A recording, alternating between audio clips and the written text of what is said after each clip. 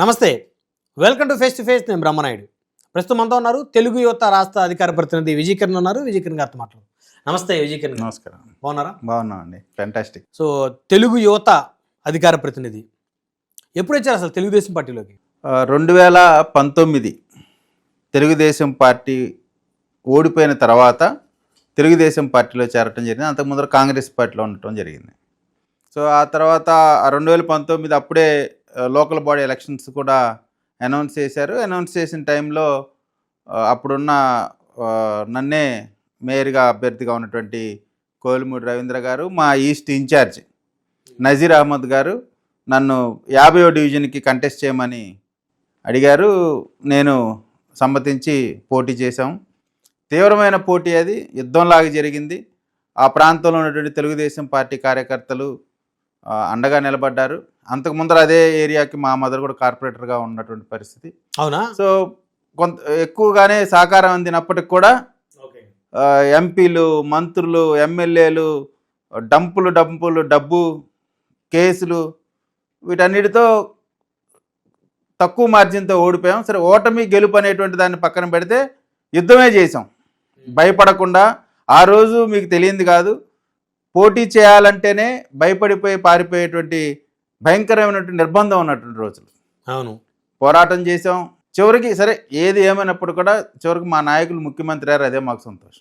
మీరు ఎవరి మీద అయితే పోటీ చేశారు ఆయన డైమండ్ బాబు. అవును, డిప్యూటీ మేయర్. ప్రస్తుతం కూడా మేయర్గా ఉన్నారు. Deputy mayor. కదా, నాకు ఒక డౌట్ అండి. ఇప్పుడు గుంటూరు రాజకీయాలు చాలా విచిత్రంగా ఉంటాయి.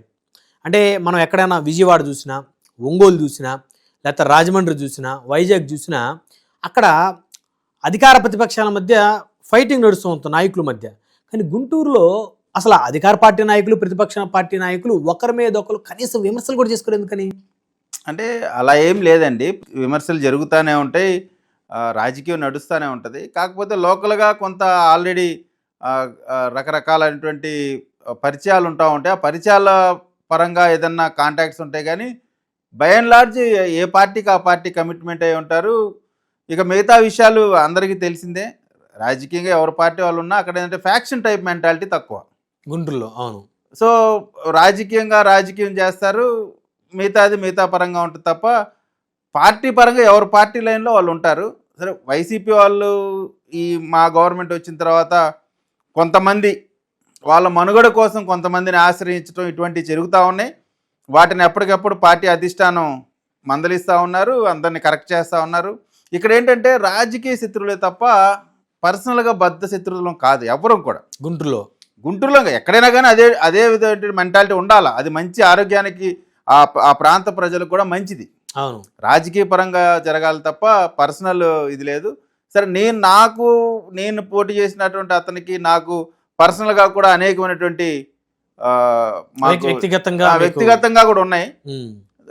అతను ఏంటంటే కొంత ల్యాండ్లు కబ్జా చేయటం, లేదా ఇప్పుడు ఎస్సీలకి ఒక ఏదన్నా ల్యాండ్ అలొకేషన్ జరగాలనుకోండి, ఆ ల్యాండ్ అలొకేషన్స్ మొత్తం వాళ్ళ కుటుంబం పేరు మీద పెట్టేసుకుంటాడు. సో ఇటువంటి వాటిపై నేను మొదటి నుంచి కూడా పోరాటం చేస్తా ఉన్నా.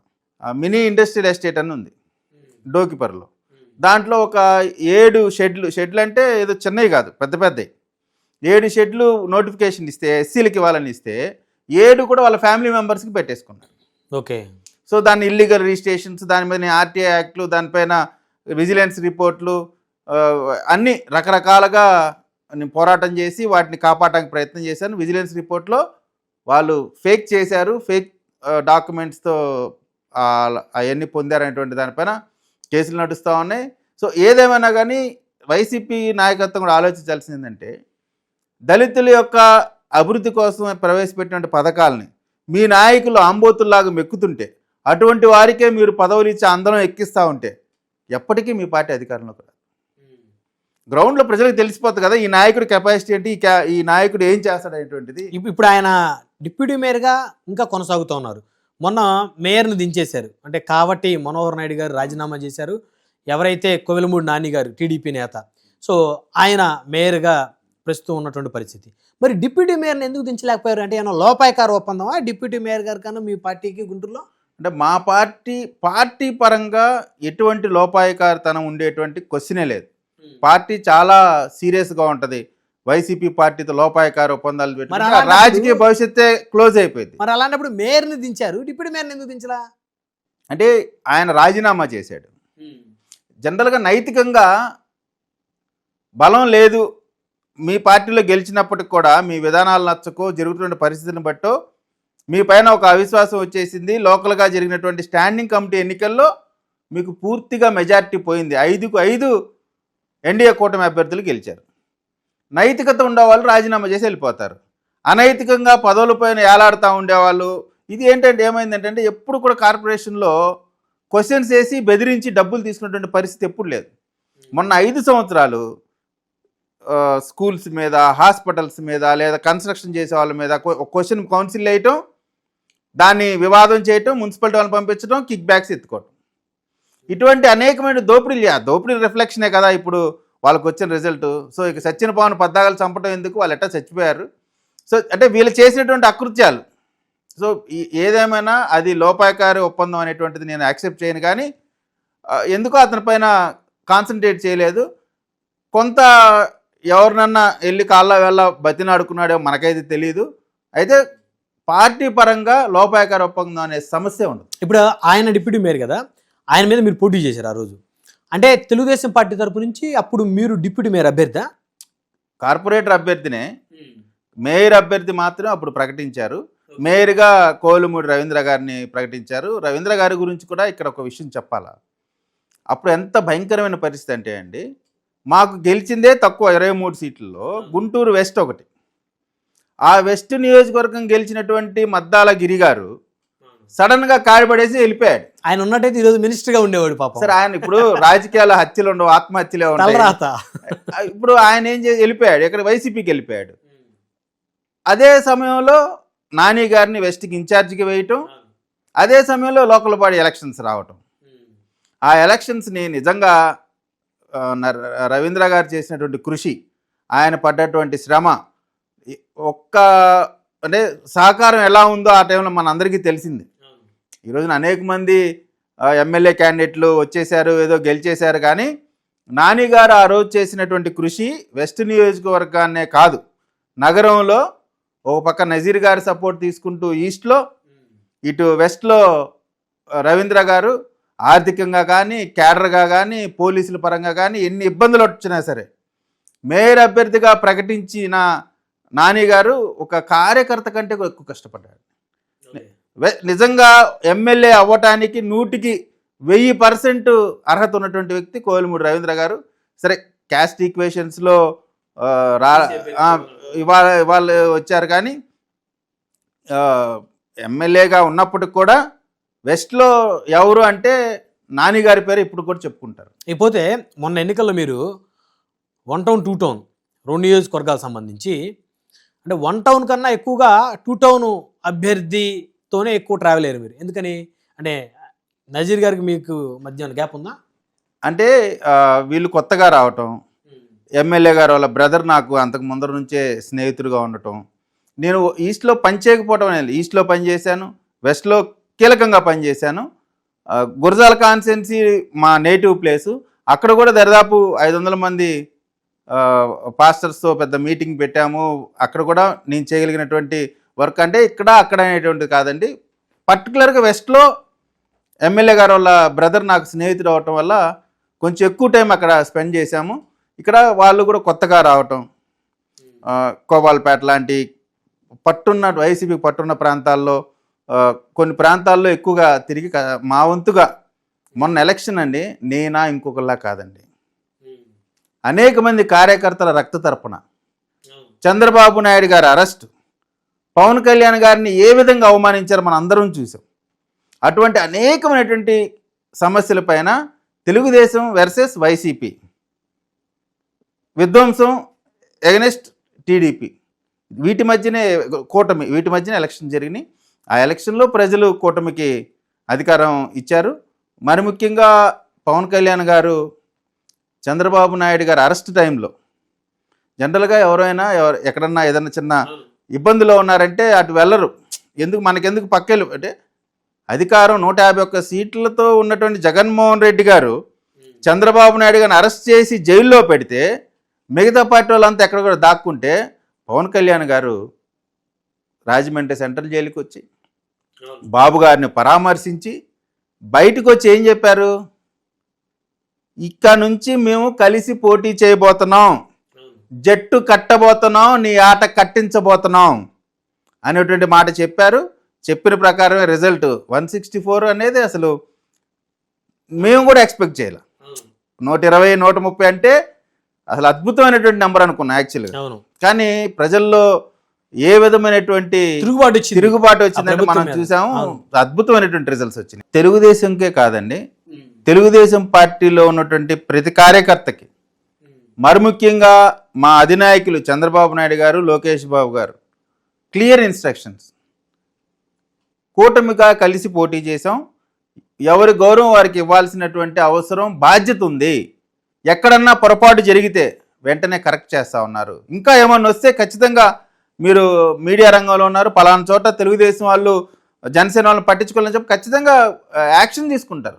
అసలు ఎందుకంటే 175 నియోజకవర్గాల్లో పోటీ చేయాల్సినటువంటి ఒక రాజకీయ పార్టీ కేవలం 21 నియోజకవర్గాల్లోనే పోటీ చేయటం అంటే ఆ పార్టీ పైన, ఆ నాయకుడి పైన ఎంత ఒత్తిడి ఉంటుందో తెలియనటువంటి రాజకీయ పార్టీ కాదు తెలుగుదేశం పార్టీ. ఖచ్చితంగా పవన్ కళ్యాణ్ గారు చేసినటువంటి త్యాగాన్ని ఎవరూ కూడా మర్చిపోకూడదు. మర్చిపోయిన వాడు కృతజ్ఞతుడిగా మిగిలిపోతాడు తప్ప అని మనిషిగా ఎవరు భావించరు. ఎందుకంటే 21 సీట్లు అంటే సింపుల్, గెలుపు ఓటమి అనేటువంటిది పక్కన పెట్టండి. 175 సీట్లలో బలంగా ఉన్నటువంటి ఆంధ్ర రాష్ట్రంలో ప్రభావితం చేయగలిగినటువంటి కమ్యూనిటీ మాత్రమే కాకుండా cinema craze, political awareness Pawan Kalyan గారికి సంబంధించి మనం చూసాం. సో అటువంటి వ్యక్తికి క్యాడర్ను మనం చూసాం. ఒక్కసారి టచ్ చేస్తే ఏ విధంగా ప్రజల రివోల్ట్ ఉంటుందో చూసాం. అటువంటి వ్యక్తి 21 సీట్లకు పరిమితమయ్యారంటే నిజంగా వారికి హ్యాట్స్ ఆఫ్ చెప్పాల్సిందే. చేసినటువంటి ఈ సందర్భంగా ఒక ప్రశ్న అడుగుతాను నేను, మీరు ఓపెన్గా చెప్పాలి. మన అసెంబ్లీలో బాలకృష్ణ గారు మాట్లాడేటువంటి క్రమంలో కొంచెం చిరంజీవి గారి మీద ఆయన కొంచెం లైన్ దాటి మాట్లాడారు. అంటే అది మాట్లాడాలని మాట్లాడారు అని అయితే ఎవరు అనుకునే పరిస్థితి కాదు. కాస్త ఆవేశంతో సడన్గా ఆయన నోటి నుంచి కొన్ని వ్యాఖ్యలు దొరిలాయి. కాస్త మెగా అభిమానులు వారు కాస్త ఇబ్బంది పడి నొచ్చుకున్న పరిస్థితి ఉంది. మీకేమనిపించింది ఆ ఎపిసోడ్ చూస్తే? అంటే ఇప్పుడు ఒకటండి, నాకేమనిపించింది అనేటువంటి దానికంటే కూడా ఇక్కడ ప్రధానంగా ఆ జరిగిన సంఘటన వెంటనే చంద్రబాబు నాయుడు గారు రెస్పాండ్ అయినటువంటి తీరును మీరు గుర్తించాలి. చంద్రబాబు నాయుడు గారు రెస్పాండ్ అయ్యారంటే ఎంటైర్ తెలుగుదేశం పార్టీ మొత్తం రెస్పాండ్ అయినట్టే. చంద్రబాబు నాయుడు గారు మీ పర్సనల్ విషయాలు అసెంబ్లీ వేదికలో చర్చించకూడదు, ఎవరిని కూడా తక్కువ చేసే విధంగా మీరు మాట్లాడకూడదు. ఆ సందర్భంలో అటు జగన్ పేరు కానీ, ఇటు చిరంజీవి గారి పేరు కానీ బాలకృష్ణ గారు ఎత్తకపోయినప్పటికి కూడా, ఆ సన్నివేశం కొంత చిరంజీవి గారికి ఆపాదింపబడే విధంగా ఉన్నప్పటికి కూడా, ఎట్టి పరిస్థితిలో కూడా మనం పవన్ కళ్యాణ్ గారిని, చిరంజీవి గారిని వేరు చేసి మనం చూడలేం. అవును, without megastar no power star, మనం ఉన్న ఫ్యాక్ట్ ఒప్పుకోవాల్సిందే. అది మరి అటువంటి మెగాస్టార్ని ఏదన్నా అనేటువంటి సాహసం ఎవరు చేయరు. సో పొరపాటున ఏదన్నా జరిగినా ఆ రోజు కూడా మేము కూడా చెప్పాం, ఏదైనా మెగా ఫ్యాన్స్ ఇబ్బందికి గురి ఉంటే వాళ్ళందరికీ మేము బేషరతుగా క్షమాపణ చెప్పాం లైవ్ వేదికల్లోనే. కాబట్టి ఆ సంఘటనకు సంబంధించి అన్యోపదేశంగా వచ్చినటువంటి పరిస్థితి తప్ప మీకు బయట ఉన్నటువంటి పరిస్థితిలో చిరంజీవి గారు, బాలకృష్ణ గారు ఎంత క్లోజ్గా ఉంటారనేది అందరికీ తెలిసినటువంటి అంశమే. సో ఏదైనప్పటికి కూడా జనసేన పార్టీ నాయకత్వాన్ని కానీ లేదా ఆ కుటుంబానికి సంబంధించి కానీ మా పార్టీ, ముఖ్యంగా మా తెలుగుదేశం పార్టీకి సంబంధించి చిన్న కార్యకర్త నుంచి పెద్ద నాయకుడి దాకా మాట్లాడేటప్పుడు ఖచ్చితంగా మనం ఆచితూచి మాట్లాడాల్సినటువంటి బాధ్యత మన పైన ఉంది. ఎందుకంటే వారు చేసిన త్యాగాన్ని మనం ఎప్పుడు మర్చిపోకు. సో అందుకని మేము ఖచ్చితంగా పవన్ కళ్యాణ్ గారికి గుర్తిస్తే బాధ వేస్తుందా, అలా జరిగి ఉండకుండా ఉంటే బాగుండేది. అంటే ఇక్కడ ఒక్కటండి, మనుషులం కాబట్టి మాటలు పొరపాటు జరగవచ్చు. ఆ జరిగిన దాన్ని రికార్డులోంచి తొలగించినటువంటి పరిస్థితి. అంటే ఈ కరెక్షన్స్ లేకనే కదా జగన్కి 11 వచ్చింది. ఎందుకు? పచ్చి బూతులు, పసి పిల్లల్ని కూడా వదలకుండా చేసినటువంటి బూతులు, అసలు టీవీలు పెట్టే సాహసం చేసేవాళ్ళు అంతకుముందర. కానీ ఇక్కడ చూడండి, చిన్న పొరపాటు మాట మాట్లాడినా కరెక్ట్ చేసుకుంటున్నారు. మానవులుగా తప్పిదాలు చేస్తాం, దాన్ని కరెక్ట్ చేసుకోవటంలో మనిషి యొక్క ఔన్నత్యం. తప్పుని తప్పుగా ఒప్పుకోవటం కంటే గొప్పతనం ఇంకేముంది? సో ఆటోమేటిక్గా పవన్ కళ్యాణ్ గారు చిరంజీవి గారిని వేరుగా చూడడం, వారికి ఇచ్చే గౌరవం ఖచ్చితంగా ఇచ్చి తీరాల్సిందే. ఇదేదో రిక్వెస్ట్ కాదు, అది మన బాధ్యత. సో ఇక ఎరపతినేని శ్రీనివాసరావు గారు గురిజాల శాసనసభ్యులు, సీనియర్ పొలిటీషియన్, 1990 దశకంలోనే ఆయన ఎమ్మెల్యే అయినటువంటి వ్యక్తి. సో అలాంటి ఎరపతినేని శ్రీనివాసరావు గారికి అత్యంత ప్రీతిపాత్రుడిగా ఎలా మారారు మీరు? అంటే నేను ప్రీతిపాత్రుడు అంటే నాకు ఆయన అంటే ఒక ఎమోషన్. ఎరపతినేని గారు మీకు తెలుసు 7వసారి కంటెస్ట్ చేయటం. ఇప్పుడున్న రాజకీయాల్లో ఒక్కసారికి వస్తే రెండోసారి ఎవడు కనపడే పరిస్థితి లేరు. పబ్లిక్ యాక్సెప్ట్ చేయట్లేదు. ఎమ్మెల్యేస్ బిహేవియర్ కూడా అలానే ఉంది. దండుకొని వెళ్ళిపోవాలి 5 ఏళ్ళు. కొంతమంది అంటే గతంలో చూసాం, ఇప్పుడు చూసాం, కొంతమంది పొరపాట్లు చేస్తూ ఉంటారు. 7 సార్లు అంటే 35 సంవత్సరాలుగా ఒక నియోజకవర్గంలో ప్రజల్లో చెరగని ముద్ర వేసుకొని గెలుపు ఓటములతో సంబంధం లేకుండా ఈ రోజు కూడా ఎర్రపతినేని అనే పేరు చెబితే పల్నాడు ప్రాంతంలో నా కుటుంబ సభ్యుడు, నా అన్న, నా తమ్ముడు, నా ఇంటి పెద్ద, నా స్నేహితుడు, నా మనవడు, నా కొడుకు అనుకునే అంత బాండింగ్ ప్రతి కుటుంబంలో కులాలకి, మతాలకి, పార్టీలకు అతీతంగా ఎరపతినేని గారి చేసినంటే కార్యకర్తలని, ప్రజల్ని ఆయన కాపాడుకున్నటువంటి విధానం. ఏ రోజు కూడా డబ్బు ప్రాధాన్యం కాదు, ప్రజలే ప్రాధాన్యం. 23 సంవత్సరాల్లో ఎమ్మెల్యే అండి. ఆ రోజునే మంత్రి అయ్యే అవకాశం కూడా వచ్చినటువంటి పరిస్థితి.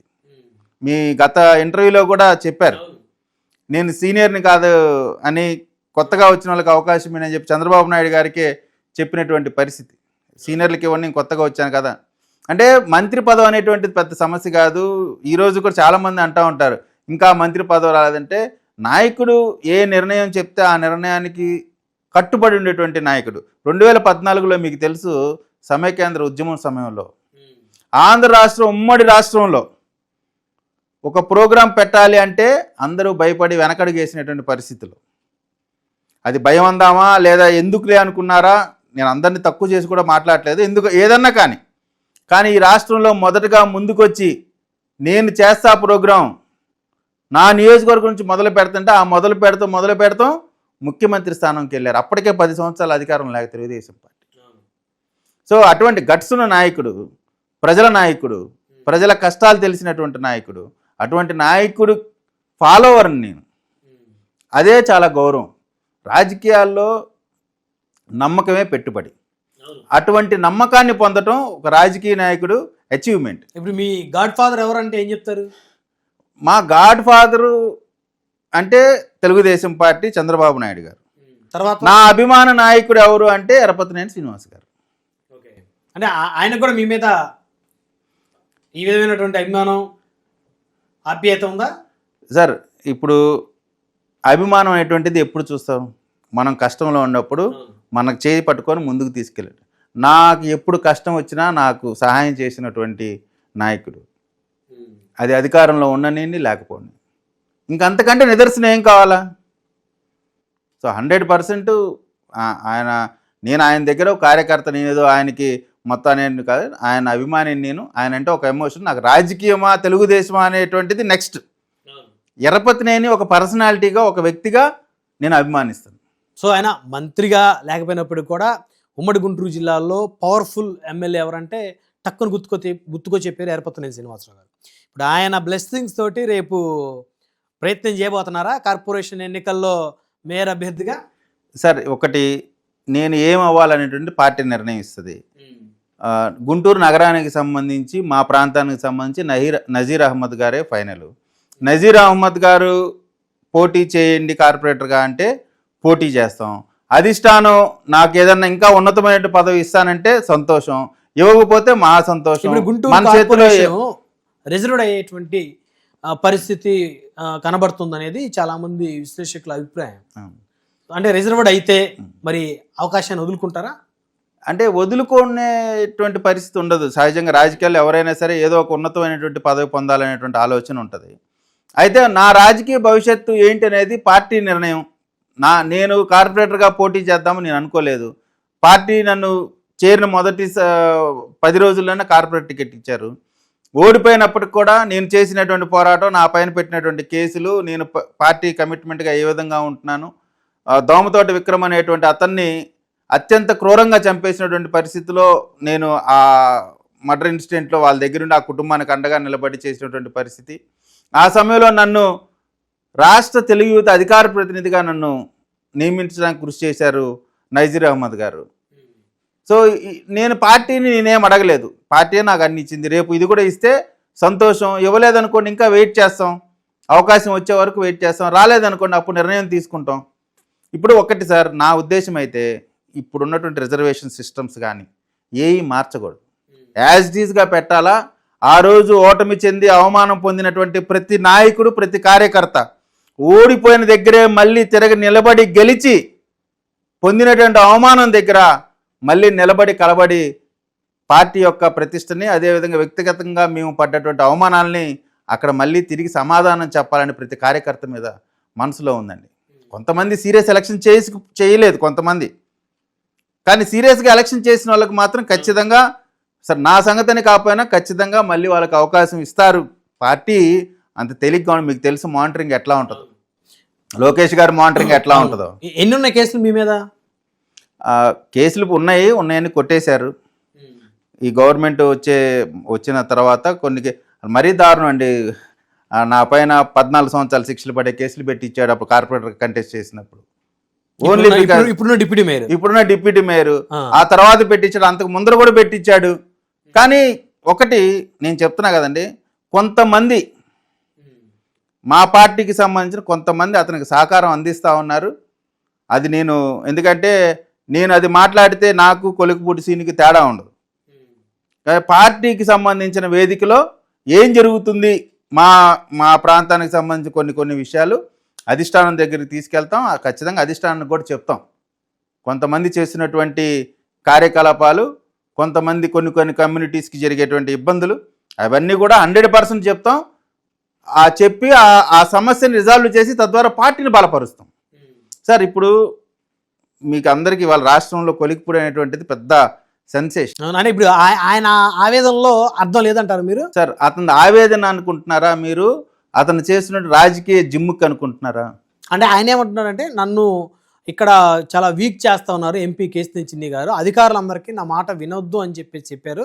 సో అని చెప్పేసి మరి ఆయన ఆవేదన, ఎందుకంటే మీరు కూడా అదే సామాజిక వర్గానికి చెందినటువంటి వ్యక్తి కాబట్టి మీరు మరి ఆయనకు పాజిటివ్గా మాట్లాడరా? ఒక మాట చెప్పనా, ఆయన ఎస్సీ సామాజిక వర్గం కాబట్టి ఏది చేసినా కరెక్టే అని మనం చెప్పకూడదు. లేదు ఇంకో కమ్యూనిటీని తిట్టే అర్హత హక్కు నీకు ఎవడిచ్చాడు? జగన్మోహన్ రెడ్డి చేసిన అదే కదా, ఒక కమ్యూనిటీని డైరెక్ట్గా తిట్టడం తప్పు కదా. నువ్వైనా సరే ఇంకో కమ్యూనిటీని, ఏ కమ్యూనిటీ అయితే 20 సంవత్సరాలు నిన్ను పార్టీ అక్కడ కాపాడిందో ఆ కమ్యూనిటీ నువ్వు ఎట్ట తిడతావు? ఏ కమ్యూనిటీని ఎట్ట తిడతావు? అసలు తిట్టాడు ఆయన, డైరెక్ట్గా క్యాస్ట్ పెట్టి తిట్టాడు కదా, తప్పు కదా ఒకటి. రెండోది ఆయనకి అక్కడ పలక మీద పేరు పైన ఉందనో కింద ఉందనో సమస్య అనుకోండి, లేదు ఆయన ప్రోగ్రాంకి వచ్చినప్పుడు అటెండ్ అవ్వలేదు అధికారం అనేది సమస్య అనుకోండి, అవి కదా నువ్వు చెప్పాలా. అవి చెప్పకుండా నువ్వు డబ్బుల గురించి మాట్లాడుతున్నావు అంటే నీ హిడెన్ ఎజెండా ఏంటి?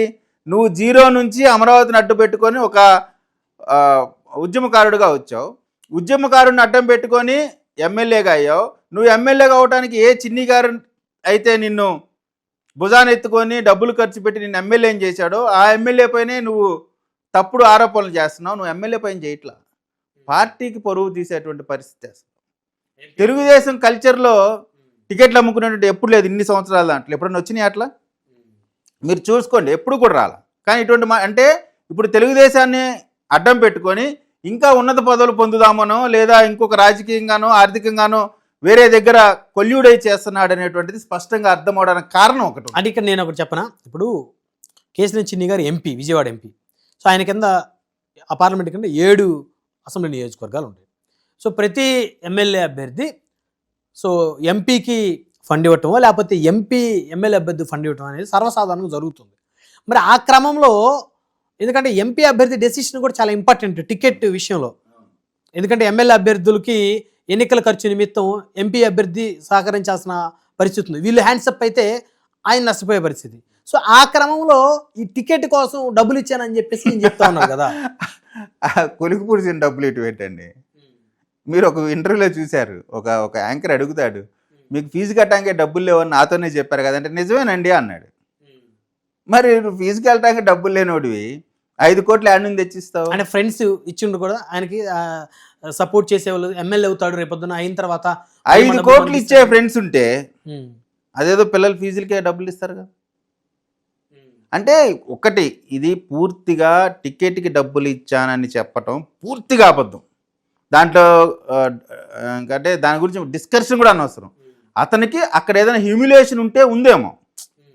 ఒకవేళ ఏదైనా హ్యూమిలేషన్ ఉంటే కమ్యూనిల్లో గానో లేదా ఇంకోటో లేదా ఏదైనా సమస్య ఉంటే పార్టీ దృష్టికి తీసుకెళ్లాలా. లేదు పార్టీ దృష్టికి తీసుకెళ్ళినా కూడా నీకు పని కాలేదనుకోండి, నువ్వు మైక్ దగ్గర ఏమని చెప్పాలా? నన్ను పలానా వ్యక్తి ఇగో ఇట్లా నా అధికారాన్ని నా ఎమ్మెల్యేగిరిని అవమానిస్తున్నాడు అని కదా చెప్పాలా. నువ్వు ఈ నిందలేయటం ద్వారా నువ్వు ఏం చెప్పాలనుకుంటున్నావు, ఏమని బెదిరిద్దాం అనుకుంటున్నావు?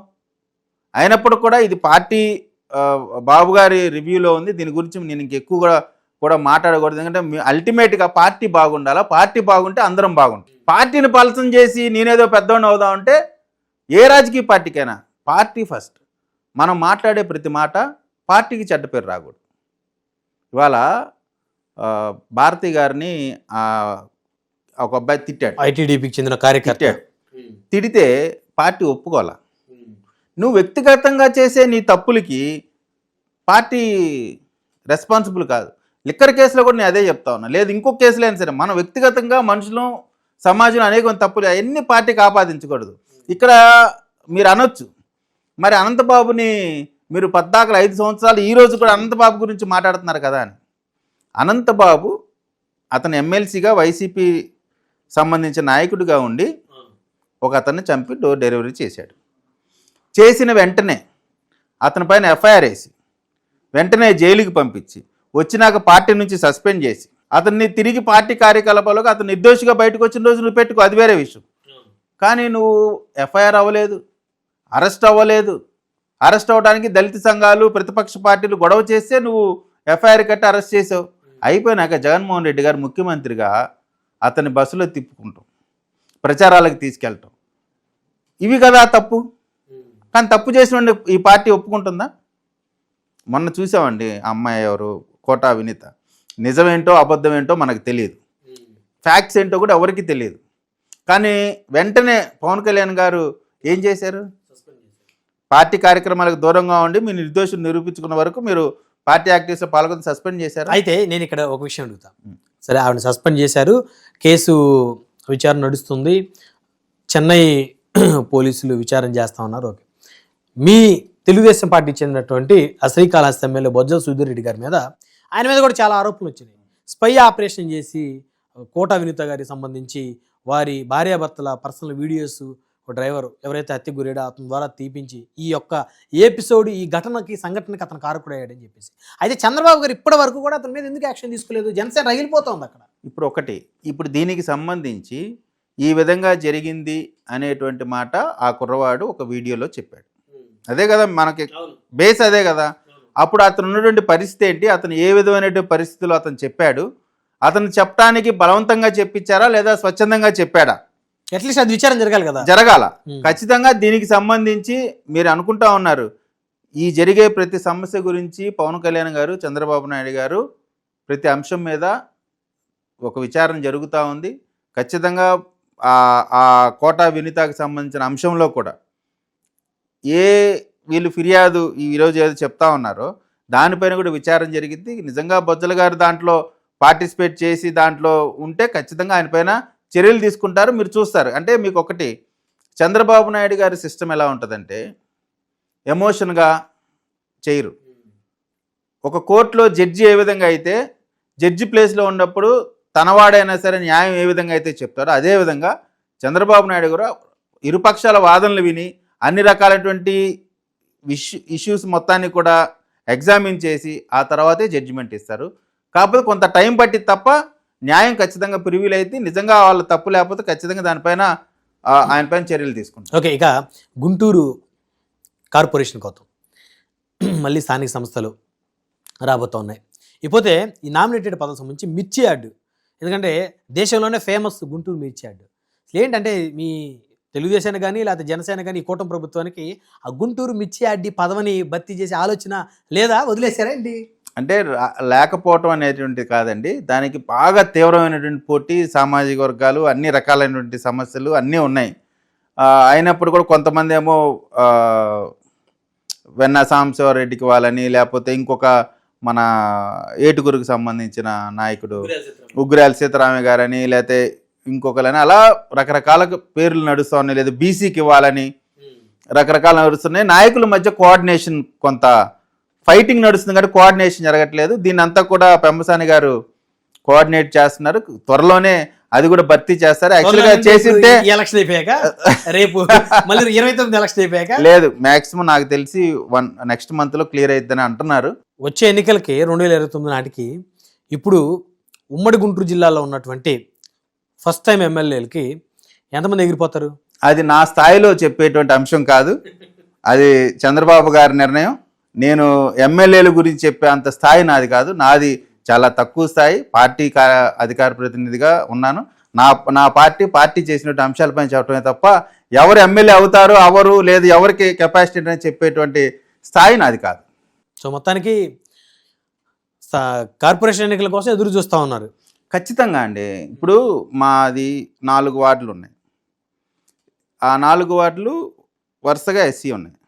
ఆ 4 వార్డులో సహజంగా అయితే ఒక 5 నుంచి 7,000 వైసీపీ మెజారిటీ వచ్చేటువంటి ప్రాంతం ఆ ప్రాంతం. కానీ ఆ 4 వార్డులు కలిపి 2,000 కూడా మెజారిటీ రాల వైసీపీకి. 4 వార్డులు కలిపి కూడా 2,000 మెజారిటీ రాల వైసీపీకి. అంటే అక్కడ మేము పోటీ చేసిన వాళ్ళం ఏ విధంగా వర్క్ చేసి ఉంటాం, ఏ విధంగా ఆ రోజున వైఎస్ఆర్ కాంగ్రెస్ పార్టీని ఎదుర్కొని ఉంటాం, అవన్నీ కూడా పార్టీ చూస్తుంది. నాకైతే యాజ్ ఆఫ్ నో కార్పొరేటర్గా కంటెస్ట్ చేయాలనేటువంటి ఆలోచనే లేదు. ఖచ్చితంగా ఆ ప్రాంతంలో పార్టీ నిర్ణయించి మీరు పోటీ చేయండి అంటే మాత్రం ఖచ్చితంగా పోటీ చేస్తాం. అంటే కార్పొరేటర్ కండిషన్ ఆలోచన లేదంటే నెక్స్ట్ ఏమన్నా టికెట్, ఎమ్మెల్యే టికెట్ ఇస్తే పోటీ చేయాలని ఆలోచన ఉందా? సార్, ఇప్పుడు ఏ సామాన్యుడికైనా తెలుగుదేశం పార్టీలో ఏదైనా అయ్యేటువంటి అవకాశం ఉంది. పార్టీ ఏ నిర్ణయం ఇస్తే ఆ పని చేయడానికి సిద్ధంగా. ఈ మధ్య కాలం తెలుగుదేశం పార్టీలో కొంతమంది ఎమ్మెల్యేలు దూకుడు పెంచుతూ ఉన్నారు. అంటే చేతివాటం ఎక్కువ ప్రదర్శిస్తూ ఉన్నారు. సో ఇష్టానుసారంగా ప్రవర్తన సో ఉంది.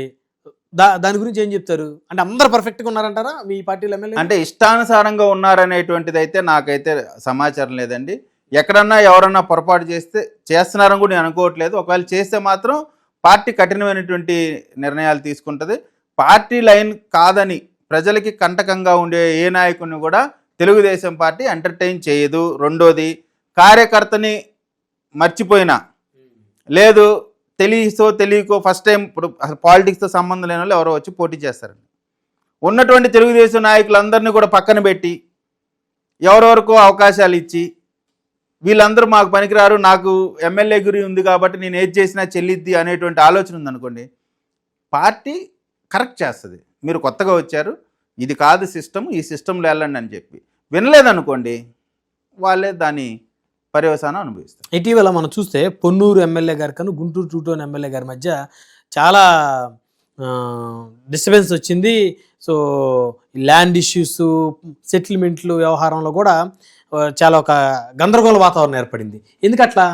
సార్, మీకు తెలుసు నరేంద్ర గారు పవర్ఫుల్ ఎమ్మెల్యే, అనేక సార్లు నాకు తెలిసి ఒక్కసారి ఓడిపోయినట్టున్నారు, కంటిన్యూ గెలుస్తూ ఉన్నారు.